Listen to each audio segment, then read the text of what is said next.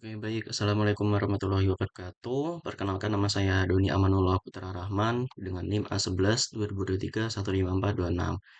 Nah, di video kali ini saya akan memaparkan hasil penugasan workshop data scientist, yaitu membangun dan membandingkan tiga skenario pipeline machine learning untuk mendeteksi risiko diabetes menggunakan dataset PIMA Indians diabetes. Lalu presentasi ini saya susun mengikuti 11 unit kompetensi pada skema sertifikasi LSP Data Scientist, LSP Udinus. Nah, jadi saya akan menjelaskan satu persatu bagaimana tiap unit kompetensi tersebut saya terapkan di proyek ini. Dimulai dari kompetensi yang pertama, yaitu menentukan objek bisnis. Nah, jadi di sini tuh dilatar belakangi yaitu diabetes tipe 2 adalah penyakit kronis yang berkembang bertahap dan sering tidak disadari penderitanya sehingga muncul komplikasi. Nah, objektif bisnis dari proyek ini adalah membantu fasilitas kesehatan melakukan screening awal risiko diabetes dari data pemeriksaan dasar tanpa perlu pemeriksaan laboratorium yang mahal, sehingga bisa mendukung program pencegahan dengan mengidentifikasi individu berisiko yang lebih dini. Lalu selanjutnya di sini ada unit kompetensi yang kedua. Di sini yaitu menentukan tujuan teknis data science. Nah, secara teknis ini adalah masalah klasifikasi biner dengan target column outcome. Nilai 0 berarti tidak diabetes dan nilai 1 berarti diabetes. Nah, tujuan teknis saya ada empat. Yang pertama, membangun model klasifikasi dengan empat algoritma yang identik di seluruh eksperimen agar perbandingannya adil. Lalu yang kedua, membandingkan efek urutan preprocessing dan splitting. Yang ketiga, mengukur dampak hyperparameter tuning. Dan yang keempat, metrik evaluasi utama yang saya pakai adalah akurasi, precision, recall, dan event score. Dengan recall sebagai prioritas utama, karena secara medis melewatkan pasien yang sebenarnya berisiko jauh lebih berbahaya dibanding salah menilai pasien sehat sebagai yang berisiko. Nah, lanjut ke unit kompetensi yang ketiga. Oke. Lanjut unit kompetensi yang ketiga yaitu menelaah data. Nah, di sini saya menggunakan dataset PIMA Indians Diabetes Dataset yang berisi 768 baris data pasien perempuan keturunan PIMA Indian dengan 8 fitur klinis dan satu kolom target. Dataset ini cukup populer dipakai di berbagai studi kasus klasifikasi biner di bidang kesehatan karena ukurannya yang ringan sehingga cepat diproses. Akan tetapi tetap punya tantangan data quality yang realistis. Kedelapan fiturnya ini,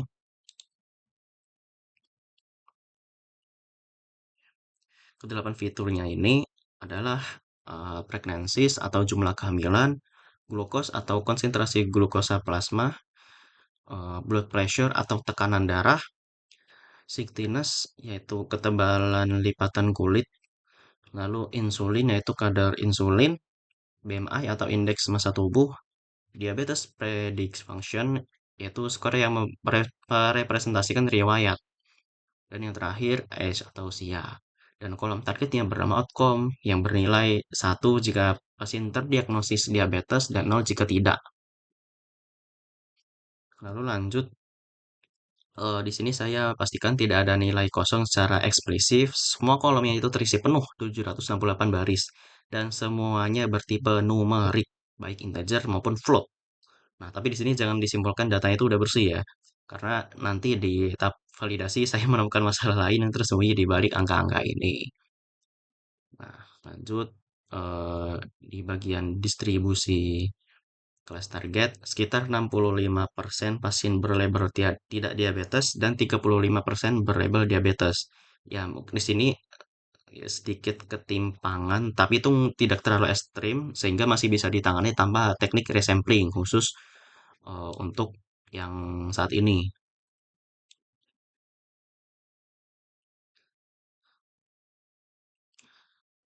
Lalu saya juga membuat histogram untuk melihat sebaran eh, tiap kombinasi tiap fitur-fitur numerik dan box. plot untuk mendeteksi outlier secara visual. Nah, terlihat beberapa fitur seperti insulin dan siktinus punya sebaran yang cukup lebar dengan beberapa nilai ekstrem. Bahkan ada yang bernilai nol seperti yang akan saya bahas di segmen validasi data berikutnya. Nah, terakhir saya juga buat heatmap korelasi antar fitur dan di sini bisa terlihat glukos itu terlihat punya korelasi yang paling kuat terhadap outcome dibandingkan fitur-fitur yang lainnya. Nah, ini secara medis itu masuk akal karena kadar glukosa itu adalah indikator utama dari diabetes itu sendiri. Ya, sesuai dengan bagaimana diabetes itu sendiri didiagnosis secara klinis. Seperti itu. Lalu lanjut ke uji kompetensi yang keempat. Nah, uji kompetensi keempat di sini yaitu memvalidasi data. Nah, di sini saya menemukan masalah kualitas data yang sebenarnya. Jadi secara eksplisit itu tidak ada nilai NaN. Dan setelah dicek di bagian duplikat ini, itu juga tidak ada satu baris pun yang terduplikat. Jadi dari sisi itu datanya cukup bersih. Nah, namun ada masalah tersembunyi.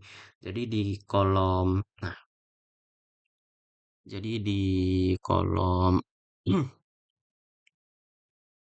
glucose itu ada dari sebagai missing per kolom yaitu di glucose sebanyak 5 baris, blood pressure sebanyak 35 baris, sektinus sebanyak 227 baris, insulin sebanyak 374 baris, dan BMI sebanyak 11 baris. Nah, di sini pada bagian kolom glukos, blood pressure, sektinus, insulin, dan BMI punya nilai-nilai secara medis itu tidak mungkin terjadi pada manusia hidup. Nah, ini konvensi umumnya pada dataset PIMA Indian Diabetes, dataset yang saya cari di Kaggle untuk merepresentasikan data yang sebenarnya hilang. Nah, setelah saya hitung, kolom insulin itu punya hampir nilai 49% dari nilai nol dan sektinus sekitar 30%. Nah, di sini kan menunjukkan angka yang cukup besar. Nah, di kolom glucose, pressure, dan BMI juga ada, tapi persentasenya kecil, hanya 5%. Nah, di kolom frekuensi sengaja tidak saya masukkan ke daftar ini karena nilai nol di situ valid secara medis. Karena seseorang memang memang belum pernah hamil ya.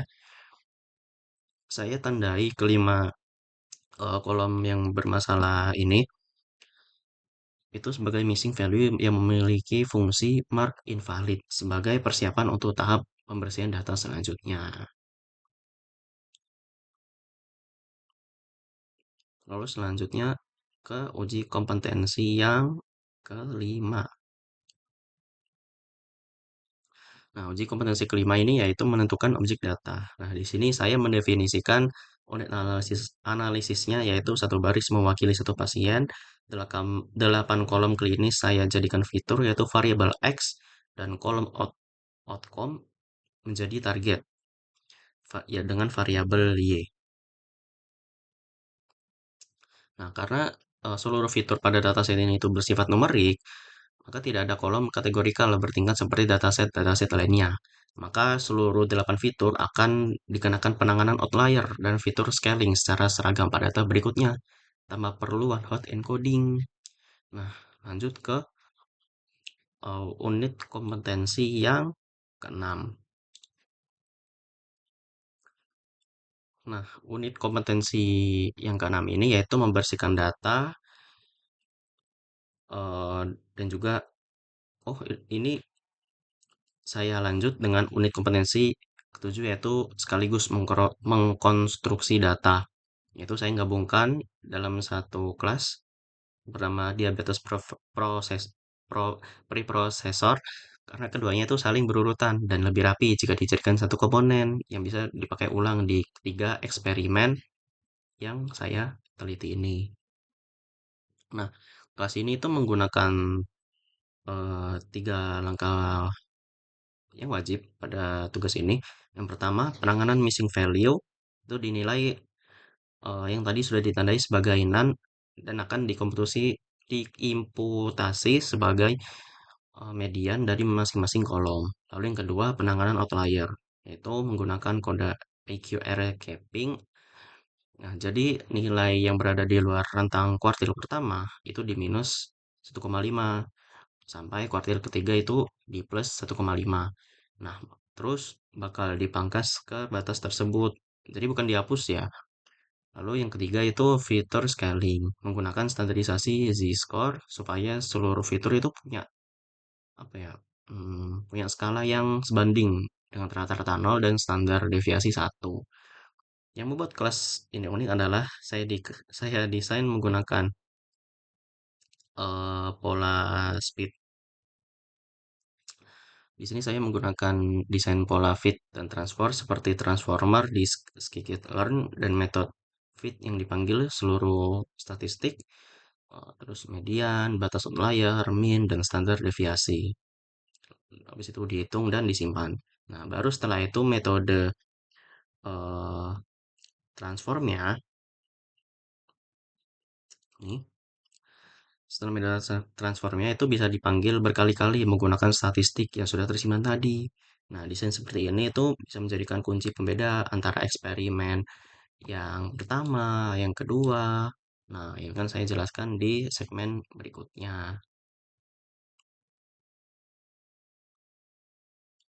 Oke, lanjut ke yang nomor 7. Oke, sekarang masuk ke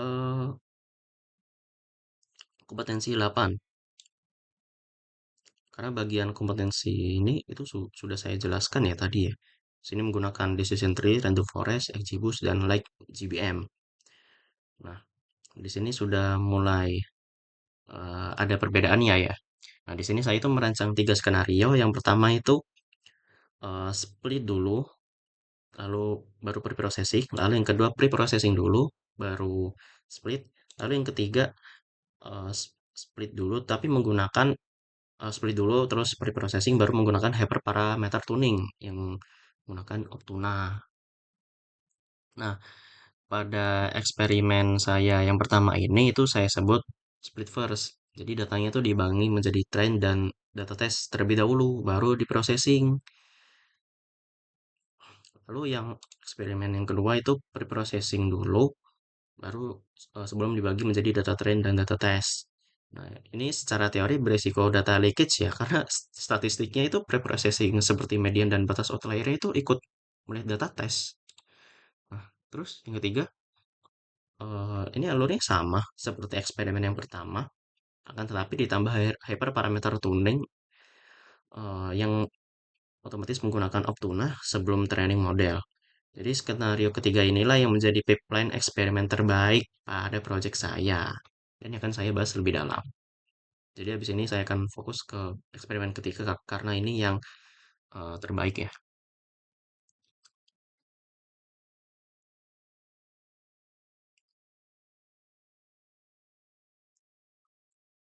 Oke, lanjut. Hmm, Jadi di unit komunikasi 8 yaitu pada eksperimen yang satu saya split dulu datanya menggunakan uh, trend test split. Mana ya? Menggunakan data trend test split dari scikit-learn dan proporsi 80% trend dan 20% test. Nah, distratifikasinya itu berdasarkan outcome supaya proporsi kelasnya itu tetap seimbang di kedua dataset.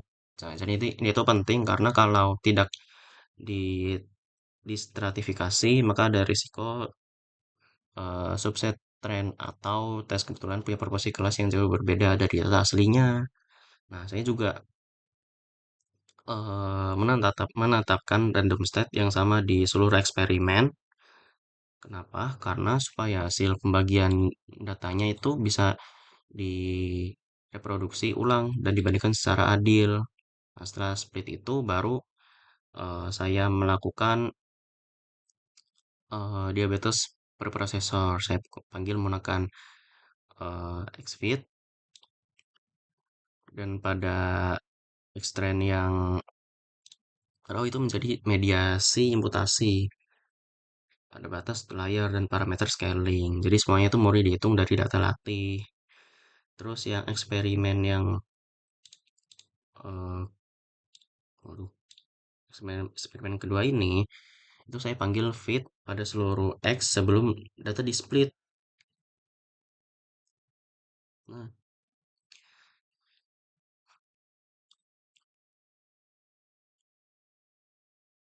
nah, situ saya proporsi yang persis sama seperti eksperimen satu supaya partisinya trennya itu dan tren dan tesnya itu identik dan perbandingannya adil. Selisih kecilnya itu diurutkan 23 baris. Dari kuda ini yang penting nih.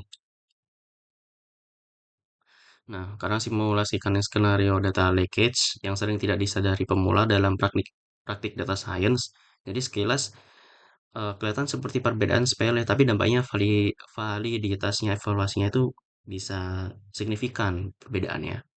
Terutama jika datasetnya itu dengan proporsi missing value yang besar seperti dataset diabetes ini. Lalu unit uji kompetensi yang ke-9 ya, yaitu membangun model. Jadi ya, ini masih jadi satu ya.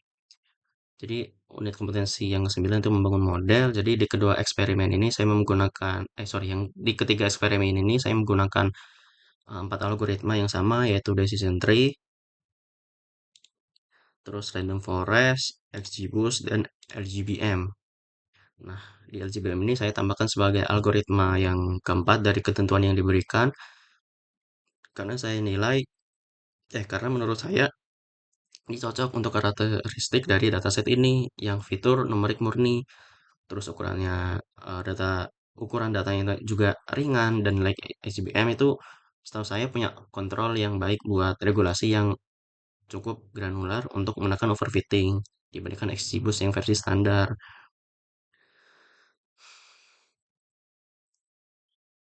Terus di situ lanjut di eksperimen yang ketiga ini, saya menambahkan satu langkah lagi ke unit kompetensi yang kedelapan yaitu hyper parameter tuning. Saya tambahkan tuh supaya eh oh ya di sini pakai hyper parameter tuning yaitu pakai Optuna. Nah, di sini tuh supaya hasilnya itu jauh lebih baik daripada eksperimen yang pertama dan juga eksperimen yang kedua. Nah, terus alur datanya di eksperimen ketiga ini tuh identik dengan eksperimen satu dulu, yaitu di splitting dulu, baru di preprocessing dulu. Nah, supaya saya bisa murni mengisolasi efek dari parameter tuningnya saja, tanpa tercampur dengan efek perutan preprocessing yang sudah saya bahas sebelumnya. Nah, maka di setiap empat algoritma ini saya definisikan sebagai build build model yang berisi tentang misalnya random forest, yaitu ada n estimator, max depth, min sample, terus max feature, dan random state. Terus di XGBoost ada learning rate, terus subsample, sam- call sample by tree, dan rate lambda. Terus di Lights BM itu saya menambahkan numLeaves, min child sample, rect alpha, dan rect lambda supaya bisa menekan overfitting yang biasanya rentan terjadi pada model boosting seperti eh, decision tree ini. Nah, karena Lex SBM ini secara default tumbuh leafwise, bukan level-wise seperti decision tree yang pada umumnya. Jadi objective function yang saya optimalkan adalah rata-rata recall dari 5 volt, apa yang namanya ya? Eh, 5 volt stratified cross validation. Nah, pada data train ini yang sesuai dengan prioritas metrik yang saya tetapkan di unit kompetensi 2 tadi ini, yang ada di sini.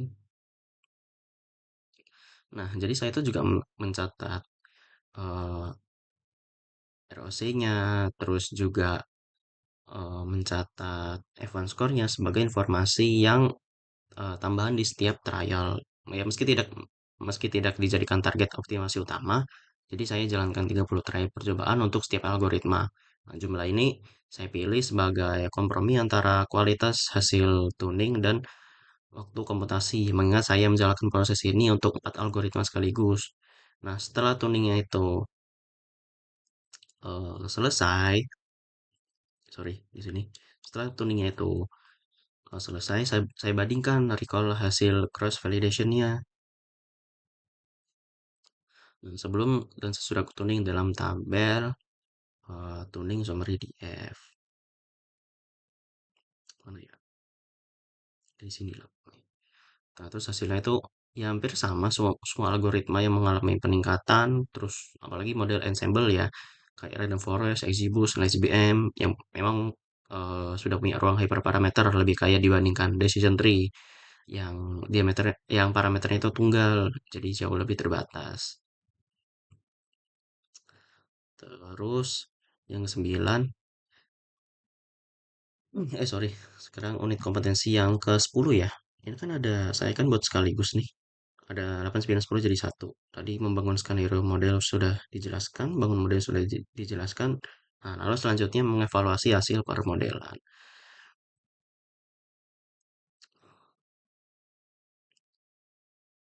Nah, masuk ke unit kompetensi yang ke-10 itu tadi mengevaluasi hasil permodelan. Jadi setelah training dan eksperimen yang menghasilkan tabel evaluasi dan confusion matrix untuk keempat algoritma dengan 4 metrik yaitu akurasi, precision, recall, dan event score.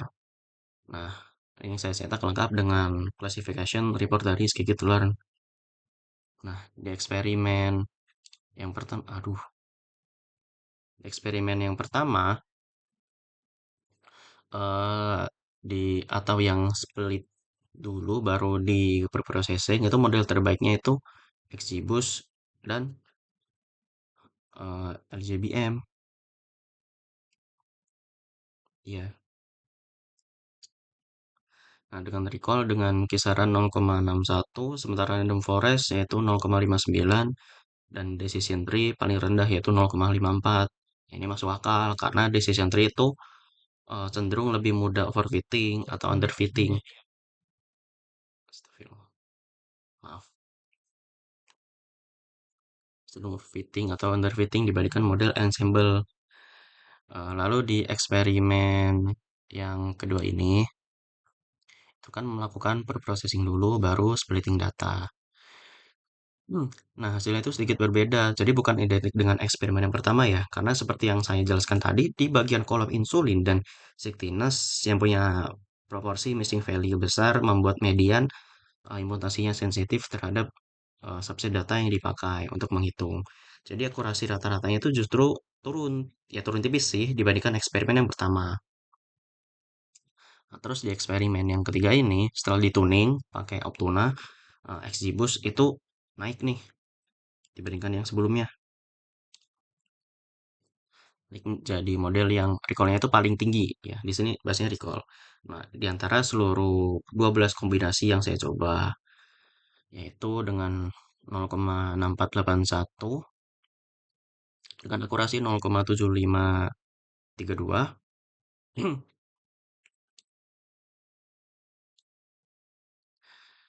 dan juga precision yaitu 0,6481. Nah, menariknya dari ketiga metrik ini itu hasilnya sama persis seperti model ini. Nah, terus di eh, confusion matrix pada masing-masing eksperimen ini itu saya tampilkan juga dalam bentuk grid berdampingan untuk keempat algoritma supaya bisa langsung dibandingkan secara visual.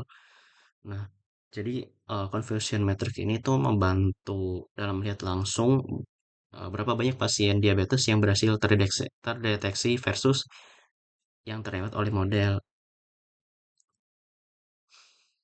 Lalu lanjut ke unit tensi yang ke-10. Itu di sini unit kompetensi yang ke-10 yaitu mengevaluasi hasil permodelan. Jadi saya menggabungkan tiga file ini menjadi satu. Jadi hasilnya eksperimen satu, hasilnya eksperimen 2 itu diproses di eksperimen ketiga ini, yaitu eksperimen yang terakhir.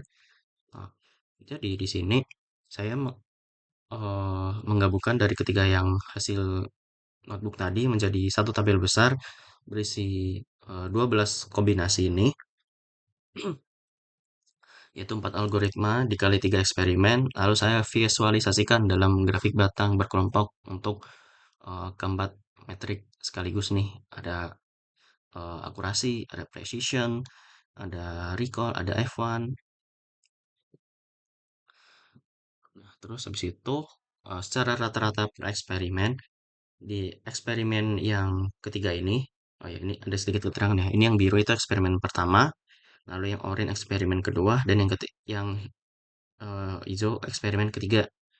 Nah, secara rata-rata per eksperimen, jadi eksperimen yang tiga ini, yang hijau ini, itu memberikan performa terbaik di semua metrik dengan akurasi rata-rata 0,765 dan F1 score rata-rata 0,6292 dibandingkan eksperimen yang ke satu dan yang kedua, yang masing-masingnya itu hanya 0,6608 dan 0,607. Jadi berbeda sekitar 0,15. Nah, menariknya jika dilihat dari sisi rata-rata per algoritma yaitu eh, XGBM atau algoritma yang saya tambahkan dari di luar ketentuan yang diberikan, justru malah dianggap paling cocok untuk data numerik yang berukuran ringan seperti ini. Tapi kalau dilihat dari kombinasi tunggalan terbaik dengan prioritas itu di bagian recall-nya, maaf, nah Exibus itu pada eksperimen ketiga itu tetap unggul tipis sih dengan recall 0,46481 berbanding dengan Lex, Lex GBM yaitu 0,6111. Sehingga saya tetapkan XGBoost pada eksperimen ketiga ini sebagai model dan pipeline terbaik secara keseluruhan, bukan Lex GBM. Ya meski keduanya ini sama-sama uh, kompetitif ya sebenarnya. Oke, lanjut ke unit kompetensi yang terakhir atau yang ke-11 ini. Nah, jadi di sini saya merangkum tiga insight utama dari seluruh eksperimen ini, sekaligus mengaitkannya kembali ke objektif bisnis dan tujuan teknis yang ada di unit kompetensi satu dan unit kompetensi 2 tadi. Nah, jadi yang pertama eh itu punya pengaruh urutan splitting dan preprocessing. Ternyata Ternyata pada dataset ini tuh bukan hanya teori di atas kertas, karena proporsi proporsi missing value yang besar pada kolom insulin dan skin thickness yang tadi saya bahas. Nah, statistik imputasinya itu jadi sensitif terhadap subset data yang dipakai untuk menghitungnya. Sehingga eksperimen satu dan 2 itu menghasilkan angka yang berbeda, bukan yang identik. Nah, ini membuktikan pentingnya selalu split data terlebih dahulu sebelum pre-processing dalam praktik dunia nyata ya, supaya evaluasinya itu benar-benar mencerminkan performa yang bagus dan yang belum pernah terlihat. Lalu yang kedua, hmm, lalu yang kedua itu hyperparameter tuning dengan dengan Optuna terbukti dengan meningkatkan performa model secara konsisten dengan Evansor rata-rata naik dari 0,6085 menjadi 0,6292 tanpa mengorbankan validitas evaluasi ya, karena tetap menggunakan alur split first atau splitting terlebih dahulu yang jujur. Nah, jadi peningkatan performa ini murni berasal dari pencarian hyperparameter yang lebih optimal, bukan dari trik yang menyalahi kaidah evaluasi model.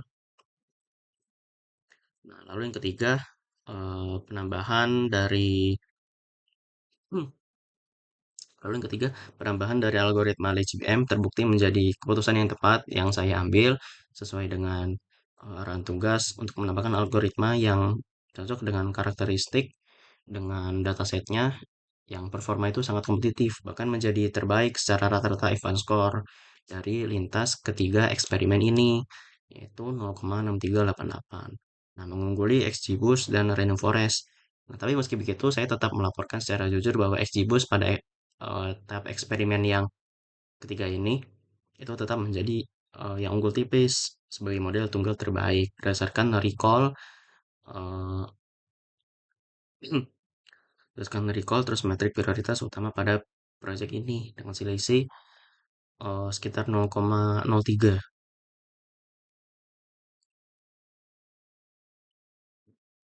Nah, terus ini sebagai catatan keterbatasan dataset ini itu relatif kecil atau relatif ringan ya, hanya sekitar 768 baris.